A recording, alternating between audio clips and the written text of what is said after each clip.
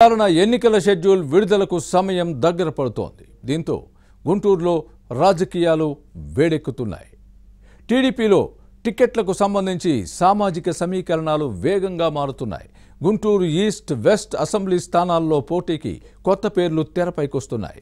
ఇప్పటికే వైసీపీ అభ్యర్థుల్ని ప్రకటించడంతో వారు ప్రచారంలో దూసుకుపోతున్నారు. తమ పార్టీ పోటీ చేసే నేతలపై క్లారిటీ ఇవ్వాలని టీడీపీ జనసేన కేడర్ డిమాండ్ చేస్తున్నారు. గుంటూరులో మారుతున్న రాజకీయ సమీకరణాలపై ABN inside story.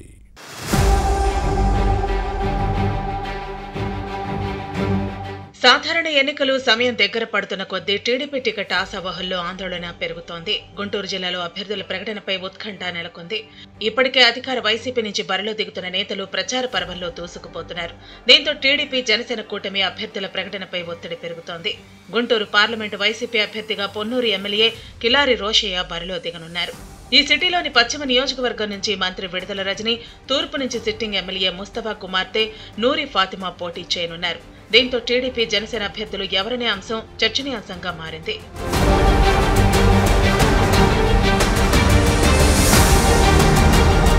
Guntur Lok Sabha స్థానం నుంచి టీడీపీ అభ్యర్థిగా పెమ్మసాని చంద్రశేఖర్ ను ఎంపిక చేసినా అధికారికంగా ఇంకా ప్రకటించలేదు.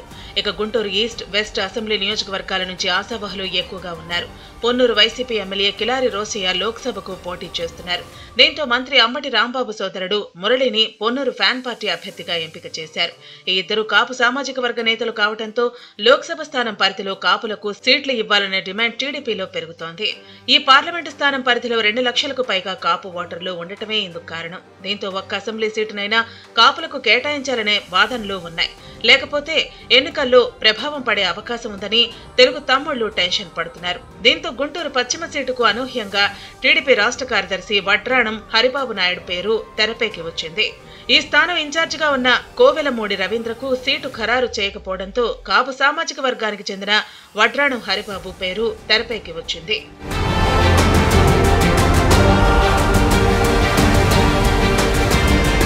పొన్నూరు నియోజకవర్గానికి చెందిన హరిబాబు టీడీపీలో క్రియాశీలకంగా పనిచేస్తున్నారు. చంద్రబాబు ప్రభుత్వంలో కాపు కార్పొరేషన్ డైరెక్టర్ గా పనిచేసి గుర్తింపు తెచ్చుకున్నారు. టీడీపీ రాష్ట్ర కార్యదర్శి హోదాలో ప్రస్తుతం కృష్ణా జిల్లా గన్నవరం, గుడివాడ నియోజకవర్గాలకు తెలుగుదేశం పరిశీలకుడిగా పనిచేస్తూ పార్టీ పెద్దల దృష్టిలో పడ్డారు. ఇప్పటికే బీసీ సామాజిక వర్గంకు గుంటూరు వెస్ట్ సీటు ఇవ్వాలని ఆలోచన ఉన్నట్లు ప్రచారం జరిగింది. కానీ వైసీపీ కాపు ఎమ్మెల్యే కిలారి రోసయ్యకు గుంటూరు ఎంపీ టికెట్ ఇవ్వడంతో టీడీపీ నుంచి కూడా అదే కమ్యూనిటీకి ఇస్తే ఎలా ఉంటుందనే అంశంపై ఆలోచన చేస్తోందట. ఇప్పటికే ఈ సామాజిక వర్గం నుంచి డేగల ప్రభాకర్, పోతరాజు సమత సీటు ఆశిస్తుండగా లేటెస్ట్ గా హరిబాబు పేరు కూడా తెరపైకి రావటం చర్చకు దారితీసింది.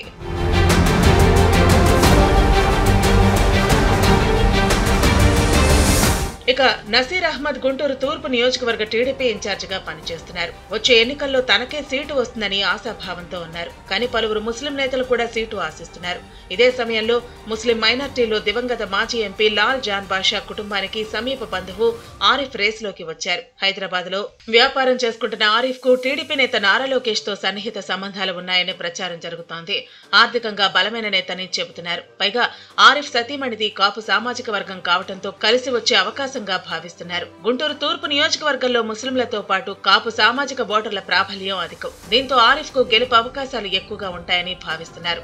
ఈ నేత స్థానిక కేడర్తో సమావేశాలు జరుపుతున్నారు. పలు సేవా కార్యక్రమాలతో ప్రజలకు దగ్గరవుతున్నారనే టాక్ వినిపిస్తోంది.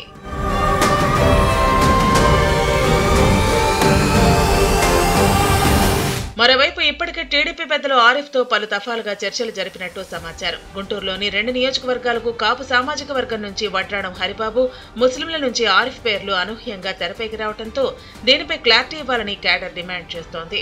పొత్తులో భాగంగా జనసేన ఇక్కడ టికెట్ ఆశిస్తోంది. బీజేపీ కూడా పొత్తుకు ముందుకు వస్తుందనే ప్రచారం జరుగుతోంది. దీంతో గుంటూరు టికెట్లకు డిమాండ్ నెలకొంది.